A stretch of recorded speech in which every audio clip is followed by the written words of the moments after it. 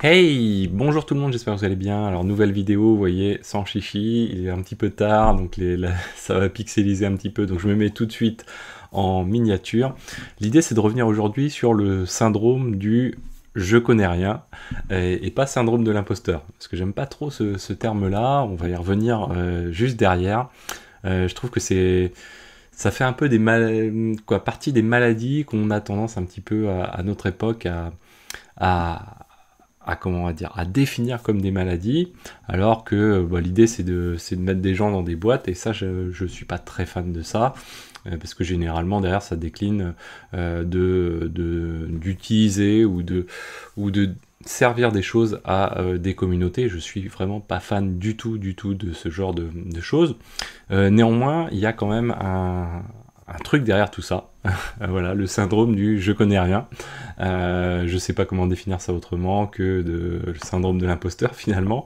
Mais malgré tout, je pense que ça vaut le coup quand même de revenir sur ce truc qui est assez important et qui, au jour d'aujourd'hui, est quelque chose qui compte aussi beaucoup dans ma vie.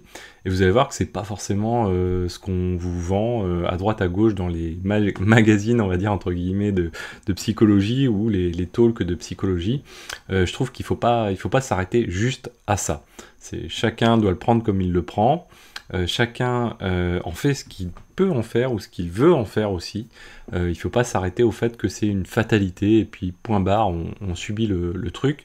Je trouve que c'est, entre guillemets, alors le terme est mal trouvé, mais un peu trop facile de s'arrêter à ça.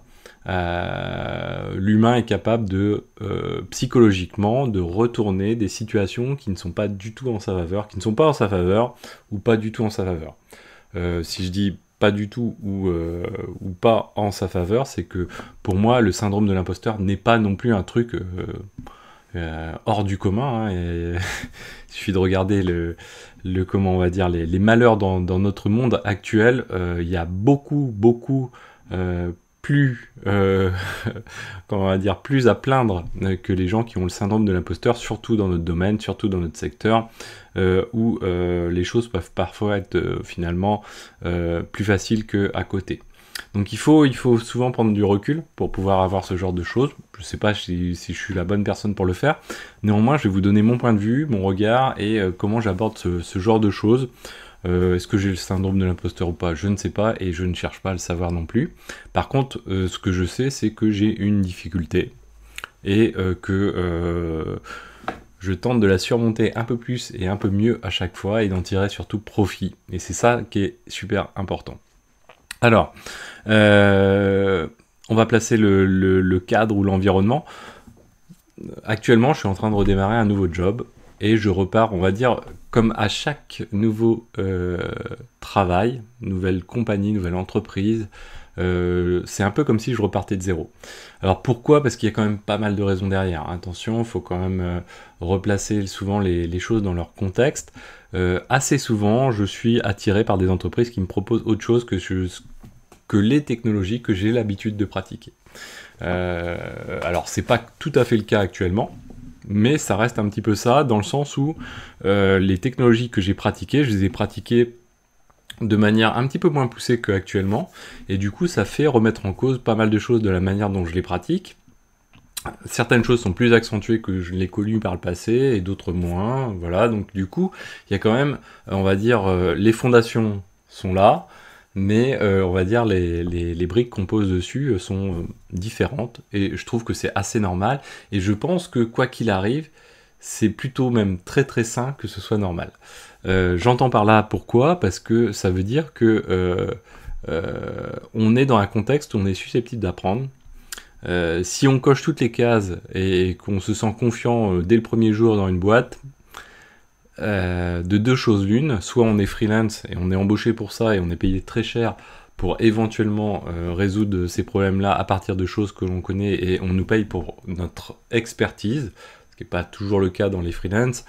Il y a de tout, hein, mais on est d'accord que voilà, on nous paye pour ce qu'on sait déjà faire et du coup on nous paye plutôt bien. Soit on nous a embauchés pas forcément pour ce que l'on sait déjà faire d'un point de vue technologique, mais pour d'autres choses. Des soft skills, des choses fonds qui sont pas si courants que ça, hein, malgré tout. Ça, c'est quelque chose aussi qui est très très important. Tout ça pour dire que au jour d'aujourd'hui, donc déjà, un fait, c'est que je repars, c'est pour chaque entreprise que sur lequel je repars généralement, on va pas dire de zéro, mais c'est un peu ce symptôme-là, on a une impression de repartir de zéro, et là je repars même de double zéro, dans le sens où il y a une part d'anglais important dans cette entreprise, et que je suis mauvais en anglais, de fait. J'étais très bon jusqu'à la troisième, après pour X ou Y raison, mon niveau s'est extrêmement dégradé, je vais pas dire tout perdu, mais pratiquement. C'est pas un mal non plus, hein, c'est un fait, c'est tout, c'est comme ça. Et l'idée, c'est de se dire, et même si j'ai fait ce choix d'entreprise, c'est aussi en pleine conscience de se dire, eh bien, c'est l'occasion de progresser. La difficulté ne pesant pas intégralement sur moi, parce qu'en fait, la difficulté, elle repose d'une part sur moi, mais aussi sur l'entreprise qui a fait le choix de me faire confiance aussi également. Il faut quand même reconnaître les choses. Et ça, c'est quelque chose qui est assez fort. Donc je trouve que c'est quelque chose qui est bon, et c'est quelque chose qui est sain, ce double zéro, le fait de repartir de zéro, le fait, double zéro, parce qu'il y a en plus cette barrière de langue qui est un petit peu délicate, je dirais même triple zéro, c'est qu'en fait, les attentes que l'on a de moi, d'un point de vue soft skills, c'est-à-dire des attentes de communication, etc., finalement reposent aussi sur cette capacité finalement qu'apporte le langage à communiquer, à expliquer des choses aux gens, aux développeurs, etc., et à transmettre des choses dans l'esprit du DevOps, de la philosophie du DevOps, et derrière, l'anglais est aussi, du coup, on va dire, un facteur important pour pouvoir exprimer des capacités que j'avais auparavant, mais dans un contexte un petit peu différent. Donc ça, c'est aussi quelque chose qui est extrêmement, alors, on a deux manières de le prendre. Extrêmement, ça peut être une pression, ça peut être une contrainte très forte, on peut mal vivre cette chose-là. J'ai une tendance naturelle à prendre les choses comme ça, c'est-à-dire à me dire « Ah, c'est une pression assez dingue et tout, quoi ».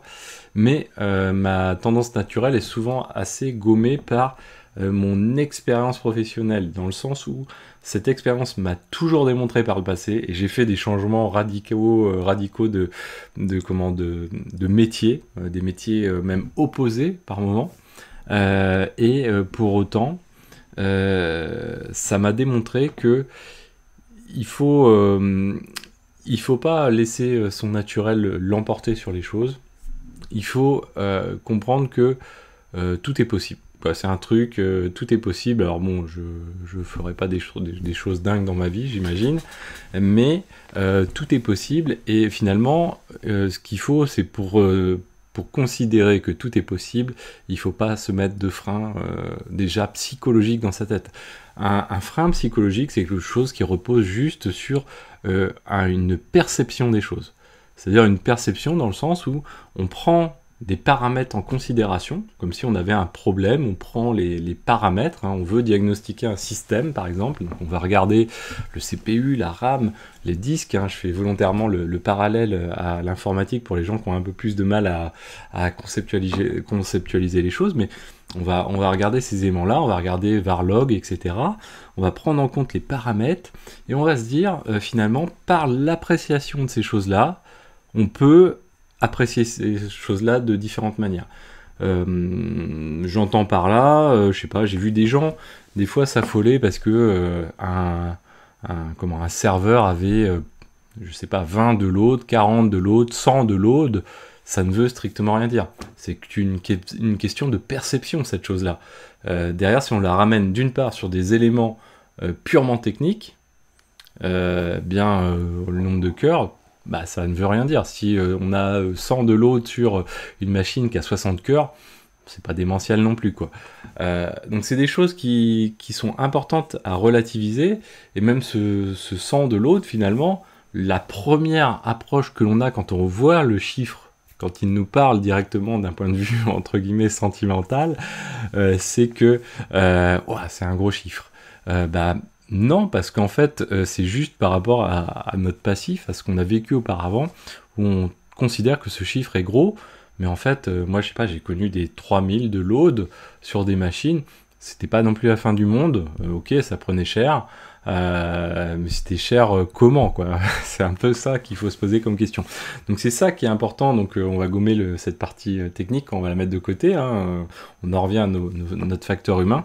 C'est ça qui est important à se remettre en code dans la vie, et ça c'est valable pour l'informatique, mais comme pour plein d'autres choses, la perception des choses est très importante. Il y a des gens des fois qui ont le cancer, etc. J'ai lu des cancérologues, etc. Alors bon, je suis pas là pour vendre, ou etc. Vendre des choses, et loin de moi de penser ça, c'est plus pour donner, imager un peu les choses, c'est que certains cancérologues le disent, par exemple, rien que le fait, la manière dont on annonce un cancer à quelqu'un et la manière dont cette personne-là va le percevoir, va le prendre, va l'accepter, va le recevoir, eh bien ça va changer beaucoup de choses derrière. Là c'est exactement la même chose, c'est-à-dire ce syndrome, c'est de se dire ok, ça peut être un mur à franchir, et je me dis, bah ce mur, ok, ça vaut le coup d'aller essayer de voir qu'est-ce qui se passe derrière ce mur, et comment je vais réussir à le franchir. Il y a un défi, quelle voie je vais prendre, comme un mur d'escalade, quelle voie je vais analyser, et comment je vais prendre au mieux cette voie-là. Et je vais essayer, peut-être que ça se passera bien, peut-être que ça se passera mal. On a de la chance, on est dans un milieu où, à l'heure actuelle, la demande est souvent plus forte que l'offre, et donc du coup, c'est souvent assez facile de se dire, bah de toute façon, je lance le dé, on verra bien ce qui se passe quelque part. Et ça, c'est quelque chose qui est important de pouvoir relativiser les choses et se dire, bah, finalement, ce mur-là, il y a deux manières de percevoir les choses. C'est un mur, et le défi, ça va être assez sympathique de le relever, de se dire comment je vais le franchir, ou sinon de se dire, ah, il est infranchissable et jamais je le franchirai, et puis c'est tout, quoi. Donc ça, c'est quelque chose qui est sympa. On l'a très souvent dans le milieu sportif, sans s'en rendre compte, finalement, on relève toujours le défi dans le milieu sportif. C'est un truc, quand j'étais gamin, on va dire, voilà, j'ai une courbe d'ascension, on va dire, d'un point de vue sportif, classement, donc un classement départemental, régional, national, etc. Et au tout début, quand on démarre, on veut faire des performances, c'est-à-dire on veut battre des joueurs qui sont mieux classés que soi, et c'est même quelque chose qu'on recherche finalement au tout début. Battre quelqu'un qui est moins fort que soi, c'est pas intéressant, parce qu'en plus ça nous fait pas progresser au classement. Généralement, ça nous fait pas en plus progresser en termes d'expérience non plus complètement, sauf si on a un recul supplémentaire. On est capable de s'enrichir aussi de matchs ou d'entraînement même auprès de joueurs plus faibles que soi, si on a une capacité encore au-dessus à relever les choses. Moi, il y a une époque, quand j'ai commencé, je m'entraînais avec des gens qui n'avaient même pas de licence dans mon sport en question. Et pour autant, je faisais en sorte que chaque moment que je jouais avec ces gens-là, j'essayais d'en tirer parti. Donc je trouvais un moyen de pratiquer un exercice sans que ces gens-là ne s'en rendent vraiment compte.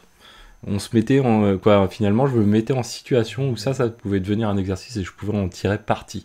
Et ça, c'est quelque chose qui est aussi assez important. L'idée de la vidéo d'aujourd'hui, vous l'avez compris, c'est de discuter autour de ce sujet-là. Je pense qu'il y a pas mal de gens qui ont besoin aussi de se rassurer.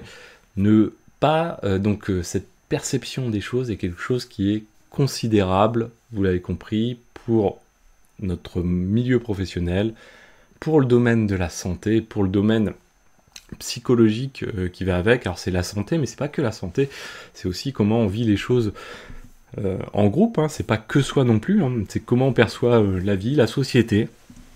Et bon gré mal gré, on va dire, les choses, en plus, on nous fournit plus de paramètres qu'il n'existait auparavant, je pense. En tout cas, c'est mon avis personnel, à travers les réseaux sociaux, à travers les médias aussi, qui ont cette, on va dire, cette volonté de pousser de l'information, plus ou moins juste, après c'est très discutable, mais c'est pas le sujet, pousser de l'information parce qu'on est entre guillemets dopé à l'information. Donc du coup, cette perception des choses peut être plus ou moins accentué sur les cas de figure, et du coup peut changer. Donc si on en revient à l'informatique, chose essentielle à retenir, c'est comment on va percevoir cette étape-là, finalement, qui est je démarre, c'est comme si je redémarrais de 0, de 2-0, de 3-0, etc. Donc comment je perçois ça, et ça c'est hyper important. Et ce qu'il faut comprendre derrière ça, c'est que moins on est à l'aise, plus on sort de sa zone de confort. Alors il y a cette fameuse théorie où il faut sortir de sa zone de confort, et plus on en sort, plus finalement plus on a à acquérir d'expérience, hein, et différentes, hein, à la fois technique, mais aussi à la fois la manière d'aborder les choses. Moi je vois entre guillemets la chance, même si je le déplore quelque part par ailleurs, j'ai fait pas mal d'entreprises différentes. L'avantage c'est que maintenant je perds ce sentiment de panique. C'est-à-dire au tout début, pour moi, voilà, changer mes repères, c'était une profonde panique quelque part. C'était perturbant, même à certains moments, je pouvais me dire ah mais ça va jamais aller, je vais jamais m'en sortir. Non, en fait non. Ça c'est un truc, c'est dans la tête que ça se passe. Alors la tête c'est quelque chose de complexe à aborder, hein. Vous avez déjà vu, je vous ai parlé du burn-out, hein. C'est pas parce que je vous parle de ça que j'ai l'impression d'être à l'aise que je suis à l'aise sur tout et tout le temps.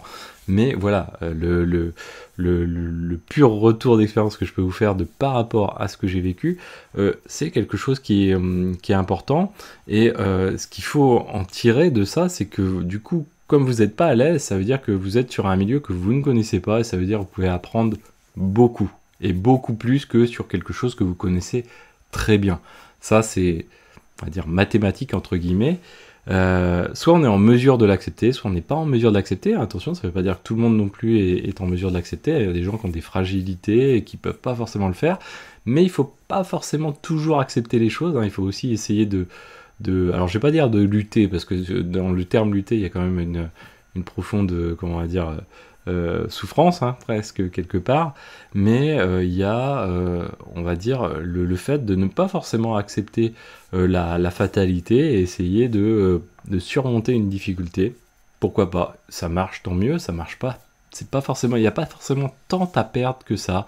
Je sais que certains me diront, bah ouais, le risque c'est de te faire virer d'une entreprise, mais dans le contexte offre-demande actuel, c'est pas forcément si délicat que ça.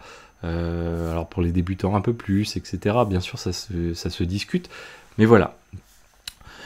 Perso, si on prend, donc là on a dit, hein, que c'était une question de perception, hein, grosso modo, que c'est pas si mauvais que ça finalement, ce syndrome du je connais pas les choses, parce que le deuxième, quoi, l'atout finalement de ce syndrome, si on arrive à retourner les choses, ce qui n'est pas forcément chose évidente, hein, je veux pas donner l'impression, vous savez, il y a les fameux soit youtubeurs ou autres, où j'en ai déjà vu beaucoup, hein, qui ont tendance à dire, voilà, un peu à la Tony Robbins, ou ouais c'est ça, Tony Robbins, je sais plus, ouais, ou ouais, toute difficulté c'est génial, finalement c'est un truc, ça te fait que grandir. Pas forcément, mais malgré tout, ce qu'il faut, quoi, j'en suis un petit peu convaincu, c'est que ce truc-là, une bonne idée, en tout cas, si on arrive à le faire, c'est de le mettre de côté et de se dire finalement, bah ouais, je vais apprendre plein de choses. Et finalement, ce sentiment de l'esprit de ne jamais connaître les choses fait qu'on va creuser plus certains sujets plus que d'autres. Quoi, plus que d'autres personnes, je veux dire. Une personne qui est trop confiante en elle, vous savez, hein, c'est toujours le truc où alors je sais plus l'expression, je n'ai plus l'expression, mais celui qui connaît les choses ne connaît rien, quoi, en gros. Par contre, celui qui est conscient qu'il ne connaît rien, donc quelqu'un qui connaît un sujet sait qu'il ne connaît rien, puisqu'en fait il a connaissance de l'étendue du sujet. Par contre, quelqu'un qui ne connaît rien dans un sujet, généralement il a l'impression de tout savoir. Mais en fait il connaît rien. Ça c'est un truc, alors quand on prend du recul, c'est un truc qui est un petit peu évident, hein, quelque part, parce que et c'est même presque, il y a une part de naturel dedans. Comme on connaît pas le périmètre, l'étendue d'une chose, on se dit ouais c'est facile, hein, mais ça on le retrouve aussi techniquement, hein, dans des sujets informatiques. Je pourrais vous parler d'autres, dans des exemples techniques, hein, à propos, je sais pas, de Kubernetes ou d'autres choses. C'est exactement la même chose, c'est-à-dire que les gens qui ne connaissent pas ont l'impression de savoir vraiment les choses, et naturellement. Est-ce qu'on peut leur reprocher? Je suis pas sûr non plus, hein, mais c'est le truc qui arrive, et notre société en plus est fondamentalement à l'heure actuelle basée sur ça, liée par nos moyens de communication. On l'a vu pendant le Covid, etc. Je vous refais pas tout le couplet, mais beaucoup de communication de scientifiques qui disent voilà, mais c'est terrible, il y a plein de gens qui sont spécialistes de telle ou telle chose, alors qu'en fait ils ne sont absolument pas spécialistes des choses. Ceci dit, l'inverse est vrai également. J'ai vu des gens qui ne sont pas spécialistes de certains sujets d'un point de vue formation, d'un point de vue même professionnel, mais qui pourtant excellent dans ces sujets-là. Donc c'est très discutable, mais voilà, il faut avoir conscience un petit peu de ces choses-là. Donc ce qu'il faut, si on en revient à cette espèce de syndrome, si certains appellent ça un syndrome, c'est derrière de se dire ça peut être un moteur assez important. Ça peut permettre d'approfondir des sujets qu'on n'aurait jamais approfondis de l'autre sens. Si vous n'aviez pas cette idée que vous avez une méconnaissance de ce sujet-là, vous tourneriez la page, vous passeriez à un autre sujet, et vous étudieriez un autre sujet tout en ayant l'impression que le sujet sur lequel vous venez de tourner la page, vous le connaissez très très bien. Et à tort, très certainement en plus. Donc du coup, faut le voir aussi comme un côté un petit peu positif, hein. C'est pas non plus n'importe quoi. Et ça, c'est quelque chose qui est assez intéressant, je trouve, quand même, à avoir en tête. Et vous voyez, hein, derrière, bon, je vais pas quand même vous faire le coup de vous dire c'est super positif et waouh, c'est génial à vivre, hein, parce que c'est pas forcément génial à vivre, mais ça peut, c'est une question de perception, quoi, on va dire, ça peut servir par moment, en tout cas, ça, certes, il y a des contraintes psychologiques, c'est-à-dire que c'est un poids, hein, quelque part, quand même, et plus ou moins important. Il y a des gens pour qui ça va être extrêmement bloquant, ça va être même une pseudo-torture, et puis pour d'autres, ça va être un petit peu moins dur. Mais là, ce qu'il faut, c'est quand même se dire, bon, ok, c'est pas si négatif que ça. Il y a quand même des intérêts derrière tout ça, et ça permet d'en sortir finalement meilleur que d'autres, même si on n'est pas capable, quoi. C'est pas une question de pas capable, le terme est mal trouvé, mais même si on n'en a pas conscience, que finalement, on n'est pas mauvais, quoi. Et ça, c'est un truc qui est extrêmement important. Alors moi, je suis mauvais de base, hein, donc n'imaginez pas que je vais dire que je connais un sujet, c'est pas vrai. Il y a certains sujets où je suis plus à l'aise. Typiquement Ansible, vous l'avez vu, c'est un truc que j'aime particulièrement, mais à force d'avoir été dans différentes entreprises, même des sujets comme Ansible sur lesquels j'ai vraiment pratiqué beaucoup. Maintenant, ça va faire bientôt 10 ans que j'ai pratiqué du Ansible, peut-être pas 10 ans, allez, 8 bonnes années, même un peu plus, dans différentes entreprises, d'infrastructures différentes, avec des problématiques différentes, des fois plus de sécurité, des fois moins de sécurité, des fois plus de serveurs, des fois moins de serveurs, etc. etc. Ben, pour autant, chaque expérience est différente. Et chaque expérience va faire que je vais me remettre en cause. Et ça, c'est pas un mal, hein. Finalement, c'est un truc qui va faire que, eh bien, quand on ressort de cette expérience, le mieux c'est de ne pas en sortir presque, hein, mais quand on ressort de cette expérience, finalement, les choses on en ressort plus grand. Ouais, c'est un truc qui est vraiment plutôt, on va dire, assez sympathique. Voilà. Derrière aussi, ce qu'il faut avoir en tête, hein, c'est généralement, si on se place aussi dans la phase où on débute dans une entreprise, où on se dit, ok, je connais rien, qu'est-ce qui se passe, j'ai perdu tous mes repères et tout. On n'est pas tout seul dans l'aventure, même si effectivement c'est une aventure soliste, et celui qui peut en sortir, bah, c'est vous, et c'est pas forcément l'entreprise elle-même. Mais derrière, ce qu'il faut quand même garder en tête, c'est que les gens qui vous ont recruté, s'ils ont pas trop mal fait leur job, ce qui n'est pas forcément toujours le cas, hein, bien sûr, mais les gens qui vous ont recruté, ils vous ont recruté pour ce que vous êtes.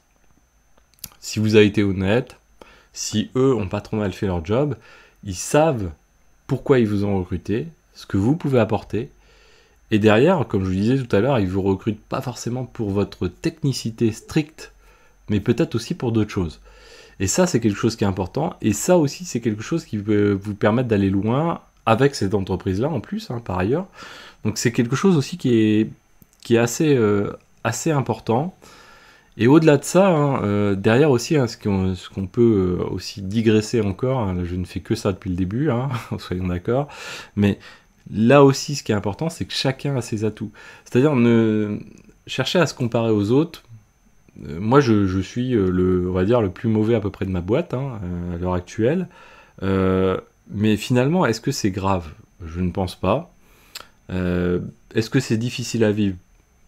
Bah, pas forcément, parce qu'avec l'expérience que j'ai, je sais très bien que finalement, il y a un truc, il y a un paramètre qui change toutes les choses, c'est pourquoi on m'a recruté.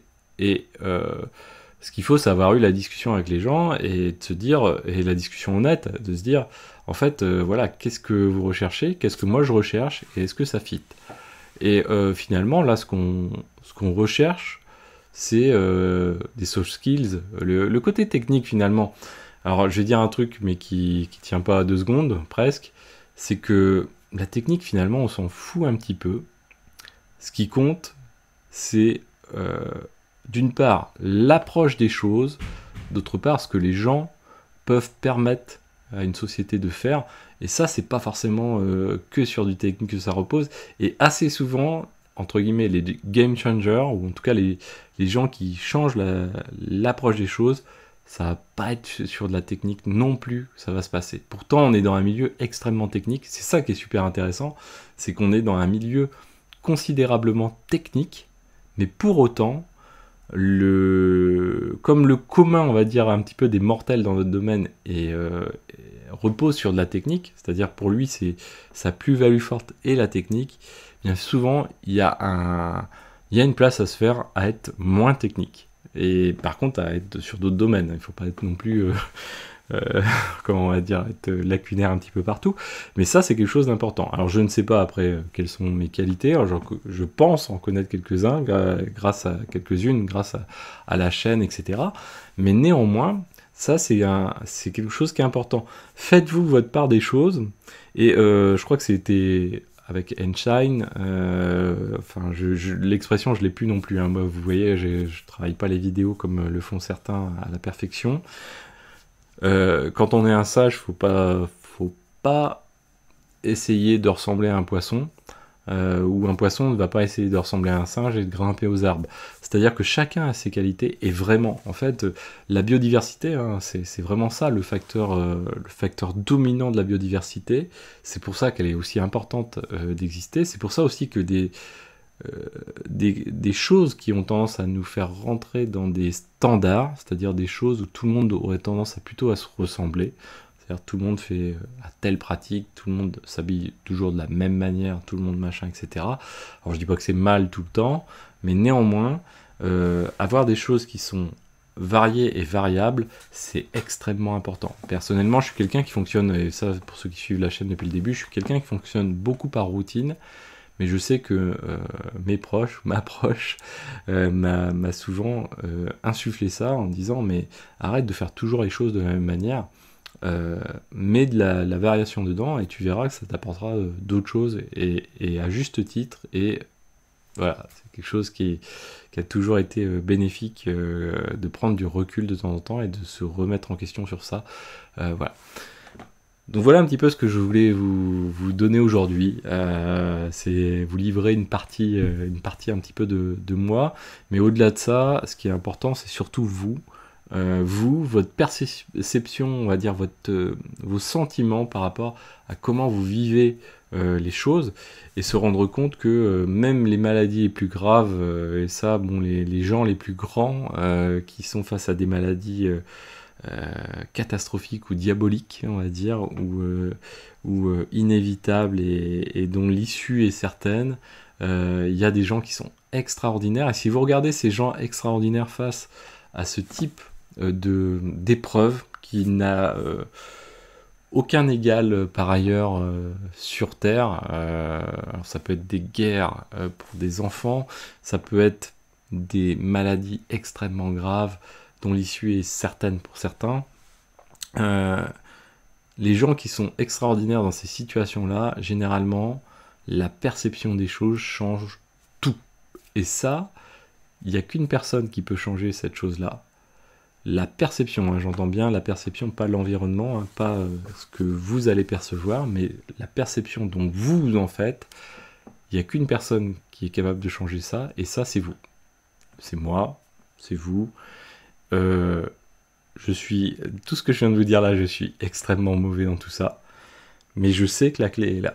Et ça, c'est un truc qu'il faut travailler, et qu'on se doit de travailler. La discussion que j'ai eue avec des gens d'un très très bon niveau dans notre milieu, d'un point de vue technique, mais pas que technique, des gens qui sont exceptionnels dans notre milieu, j'en ai eu et j'en connais encore certains. Ces gens-là sont aussi dans cette situation-là, c'est-à-dire que même certains vont même pousser les choses plus loin. Je citerai pas la personne, mais qui m'a fait mûrement réfléchir et vraiment progresser au cours de ces, on va dire, 2 dernières années à peu près, 2-3 dernières années. C'est de se dire, même une personne qui pense complètement à l'opposé de vous, prenez en considération ce qu'elle vous dit, ce qui est à peu près normal, mais au-delà de ça, essayez même de vous mettre à sa place et essayez de défendre l'argument opposé au vôtre, et vous verrez que vous progresserez aussi énormément de cette manière-là, parce que du coup, vous serez même encore plus à même de pouvoir contredire cette personne-là, apporter des argumentaires contre cette personne-là, voire même pouvoir en tirer parti. Voilà, donc ce sera tout pour aujourd'hui. Je suis pas certain que cette vidéo soit utile pour le commun d'entre nous. C'est quelque chose qu'il faut mûrir. Pour les gens qui sont peut-être plus jeunes dans leur tête, c'est quelque chose qui peut être difficile à percevoir, qui peut parler au fur et à mesure des années. Voilà, moi à 45 ans, c'est à peu près le bilan de ma vie. Et ça, cet élément-là, c'est pas que dans l'informatique, c'est général. Je pourrais vous faire, si un jour ça vous dit, je créerai peut-être un vlog, mais je vous parlerai peut-être d'investissement en bourse ou en immobilier ou autre. Et ça rentre en compte aussi dans tous ces éléments-là. C'est un truc, la perception des choses est un phénomène considérable pour l'humain. Et ce qui fait que certains vont se transcender, et d'autres vont se calfeutrer, voire même réduire leur capacité, alors que pour autant, tout le monde, et ça je suis convaincu, tout le monde a des capacités exceptionnelles, chacun dans le sien. Ça peut être la personne qui tient la caisse d'à côté, ou la caissière du supermarché, ça peut être la personne qui va faire les poubelles à côté, ça peut être le SDF à côté, ça peut être le grand patron, ça peut être etc. Peu importe, tout le monde a des grandes capacités, ce qu'il faut c'est juste trouver la sienne et savoir la transcender. Voilà, j'espère que vous avez passé un bon moment. Méditez là-dessus. Moi, en tout cas, ça me fait méditer énormément ce genre de questions. Peut-être même des fois plus que la partie technique. En tout cas, c'est ce qui me permet de progresser plus que la pure technique qui finalement est quelque chose d'académique, de binaire, de certain. Et finalement, c'est pas ça qui fait triturer le plus l'intellect. En tout cas me semble-t-il, contrairement à ce que justement cette perception nous donne l'impression que l'informatique est quelque chose d'intellectuellement stimulant. C'est pas forcément quelque chose qui intellectuellement est si si haut level que ce que l'on pense, parce que finalement les choses sont certaines. On communique avec des systèmes qui reposent finalement sur des calculs dont le résultat est évident, hein, et peut être rarement discuté, rarement discutable et peu variable, alors que sur d'autres domaines, les choses sont beaucoup plus complexes à appréhender. Ciao à tous, abonnez-vous, likez, commentez, et moi je vous dis à très bientôt sur Xavki. Ciao à tous.